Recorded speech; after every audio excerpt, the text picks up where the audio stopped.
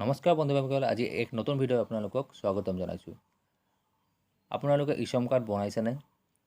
মই ফাৰ্ষ্টত এই কুৱেশ্যনটো আপোনালোকক সুধিব বিচাৰোঁ। যদি আপোনালোকে ইছম কাৰ্ড বনোৱা নাই, আপোনালোকে সোনকালে বনাই লওক। এই ইছম কাৰ্ডটো অতি লাগতিয়াল হ'ব, পিছলৈ গৈ কিনে অতি লাগতিয়াল এইটো হ'ব। আৰু যোনে যোনে বনাইছে, আপোনালোকে এতিয়া শুনি আছে যে ইছম কাৰ্ডৰ টকা সোমাইছে বুলি। ইছম কাৰ্ড যোনে যোনে বনাইছে, ইছম কাৰ্ডৰ টকা সোমাইছে বুলি শুনি আছে। তো ইছম কাৰ্ডত যিটো টকাটো সোমাইছে, আমি কেনেকৈ চাম আৰু কিমান টকা সোমাইছে সবিশেষ জানিবৰ কাৰণে এই ভিডিঅ'টো শেষলৈকে চাব। আৰু তাৰ আগত মোৰ চেনেলটো নতুন আছে তো ছাবস্ক্ৰাইব কৰি দিব আৰু লগতে লগনটো বজাই দিব। তো বলক ভিডিঅ'টো ষ্টাৰ্ট কৰোঁ। প্ৰথমতে আপোনালোকে যিকোনো ব্ৰাউজাৰত গৈ কিনে মই ক্ৰম ব্ৰাউজাৰটো লৈছোঁ। আপোনালোকে যিকোনো ব্ৰাউজাৰত গৈ কিনে চাব পাৰিব।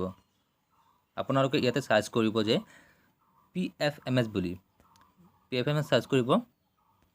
PFMS সাৰ্চ কৰাৰ পিছত আপোনালোকে ইয়াতে চাব,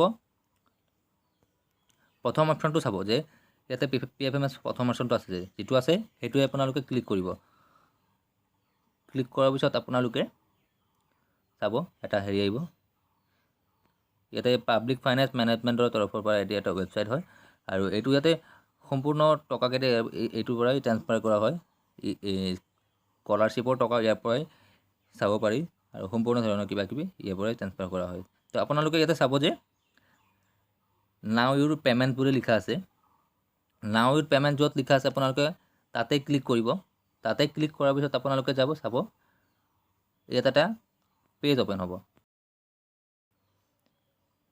পেজটো অ'পেন হোৱাৰ পিছত আপোনালোকে চাব পাৰিব যে প্ৰথমতে লিখা আছে বেংক, আৰু ইয়াতে বেংক বুলি লিখা আছে যে এইটো বেংক একাউণ্টৰ নেমটো দিব দিছে।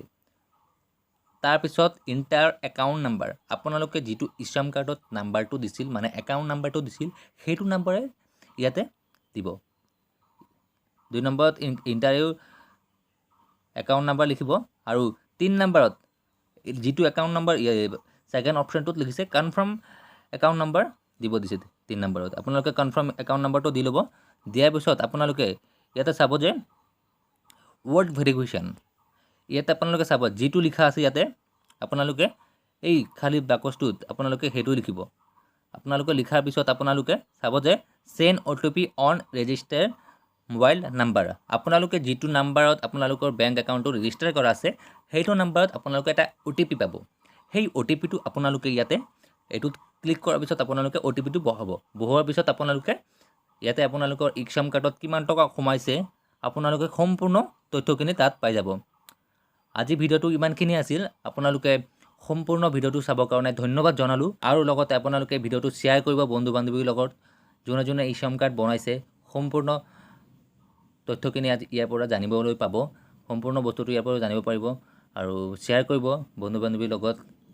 তো আজি ইমানখিনিয়ে, আৰু নেক্সট এটা ভিডিঅ'ত আৰু কিবা লৈ আহিম।